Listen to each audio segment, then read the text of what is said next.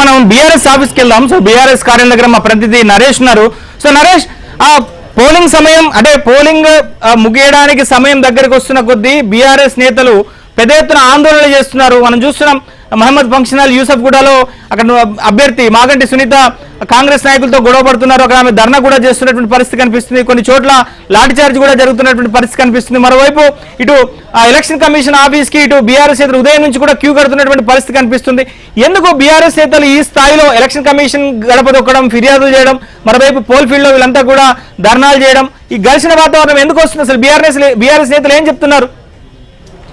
వాస్తవానికి ఈ రోజు మధ్యాహ్నం నుంచే బీఆర్ఎస్ పార్టీ ఆందోళన వ్యక్తం చేస్తుంది. ఉదయం నుంచి కూడా జరుగుతున్న పోలింగ్ సరళిని చూసిన తర్వాత బీఆర్ఎస్ పార్టీ ఖచ్చితంగా కాంగ్రెస్ పార్టీ అధికార దుర్వినియోగానికి పాల్పడుతుందనేది బీఆర్ఎస్ పార్టీ ఆరోపణ ఉంది. ఏకంగా ఎన్నికలు కూడా అమల్లో ఉండగానే బీఆర్ఎస్ పార్టీ అభ్యర్థి మాగంటి సునీత తన కార్యాలయంలో ప్రెస్ మీట్ పెట్టారు. దాని మీద రాష్ట్ర ఎన్నికల కమిషన్ కూడా స్పందించింది. ఎన్నికలు కూడా అమల్లో ఉండగా ఎక్కడ కూడా అభ్యర్థులు ప్రెస్ మీట్ పెట్టకూడదు. సో ఆమె ఏకంగా ప్రెస్ మీట్ పెట్టి కాంగ్రెస్ పార్టీ మీద తీవ్ర ఆరోపణలు చేశారు, రిగ్గింగ్ చేస్తారనేది ఆమె ఆరోపణగా ఉంది. ఇక కాంగ్రెస్ పార్టీ చాలా అగ్రెసివ్గా ఎన్నికలు చేస్తుంది అనేది చాలా స్పష్టమవుతుంది. బీఆర్ఎస్ పార్టీ ఎన్నికల ప్రచారాన్ని కాంగ్రెస్ పార్టీ కంటే కూడా చాలా దూకుడుగా చేసినప్పటికీ కూడా ఎన్నికల మేనేజ్మెంట్, పోల్ మేనేజ్మెంట్లో కాస్త వెనకబడిందని చెప్పొచ్చు.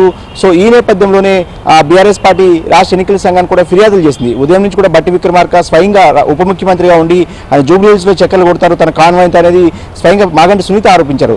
డిప్యూటీ స్పీకర్గా ఉన్న రామచంద్రు నాయక్ డోర్నకల్ ఎమ్మెల్యే, సో ఆయన కూడా డబ్బులు పంచుతున్నారనేది, అదేవిధంగా బిర్లా ఐలయ్య కావచ్చు, ఇలాంటి వాళ్ళంతా కూడా కాంగ్రెస్ పార్టీ రంగంలోకి దింపింది. సో దీన్ని ఈ ఎన్నికకి సంబంధించి అనేక ఫిర్యాదులు చేస్తారు ఉదయం నుంచి కూడా. ఇక కాసేపట్లోనే ఎగ్జిట్ పోల్స్ ఇచ్చే అవకాశం ఉంది కాబట్టి ఎట్టి పరిస్థితుల్లోనూ ఎగ్జిట్ పోల్స్ బయటకు ఇవ్వద్దు. దాని ప్రభావం ఇప్పుడు 6 నుంచి 8-9 గంటల వరకు కూడా కొంతమంది ఓటు హక్కు వినియోగించుకుంటారు, క్యూ లైన్లో ఉండాలి. సో వాళ్ళ మీద పడిద్దంటూ కూడా బీఆర్ఎస్ పార్టీ తీవ్రంగా ఆరోపిస్తుంది. ఏదైనప్పటికీ కూడా బీఆర్ఎస్ పార్టీ ఆశించిన మేరకు ఈ ఎన్నిక పోల్ మేనేజ్మెంట్ చేయలేకపోయింది అనేది చాలా స్పష్టమవుతుంది. ఇందులో భాగంగానే మాగంటి సునీత ధర్నాలు చేయడం కావచ్చు, వాళ్ళ బీఆర్ఎస్ పార్టీ కాంగ్రెస్ పార్టీకి సంబంధించిన కార్యకర్తలు అక్కడక్కడ బాహాబాహికి దిగారు. ఏదైనప్పటికీ కూడా బీఆర్ఎస్ పార్టీ కాసేపట్లోనే దీని మీద పూర్తి స్థాయిలో కేటీఆర్ కానీ హరీష్ కానీ స్పందించే అవకాశం కనిపిస్తుంది. సో ఓవరాల్ గా మొత్తం మీద ఇది జూబ్లీహిల్స్ ఉప ఎన్నిక పోలింగ్ సంబంధించి. సో పోలింగ్ సమయం దగ్గర పడే కొద్దీ ఇటు పోల్ ఫీల్డ్ లో ఇటు బీఆర్ఎస్ అలానే కాంగ్రెస్ నేతల మధ్య బాహాబాహి వాతావరణం అయితే కనిపిస్తుంది.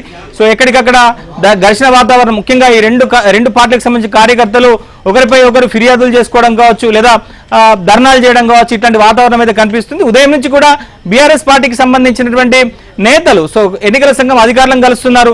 సో ఎక్కడికక్కడ ఇటు మోడల్ కోడ్ ఆఫ్ కాండక్ట్ ని అధికార పార్టీగా ఉన్నటువంటి కాంగ్రెస్ పార్టీ వైలేట్ చేస్తుందని చెప్తున్నారు. మరోవైపు ఓటర్లను ప్రలోభాలకు గురి చేస్తున్నారని చెప్తున్నారు.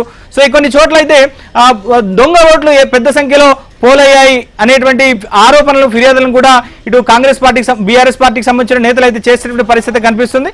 సో ఓవరాల్ గా కనుక చూస్తే ఈ పోలింగ్ లో అంటే ఈ ఉప ఎన్నికకు సంబంధించినటువంటి పోల్ పర్సెంటేజ్ 50% లోపుగానే ఉండేటువంటి అవకాశాలు అయితే కనిపిస్తున్నాయి. సో ఎక్కడ కూడా పోలింగ్ బూతుల దగ్గర కూడా పెద్ద సంఖ్యలో ఓటర్లు అయితే ఇప్పటివరకు బారులు తిరిగినటువంటి పరిస్థితే లేదు.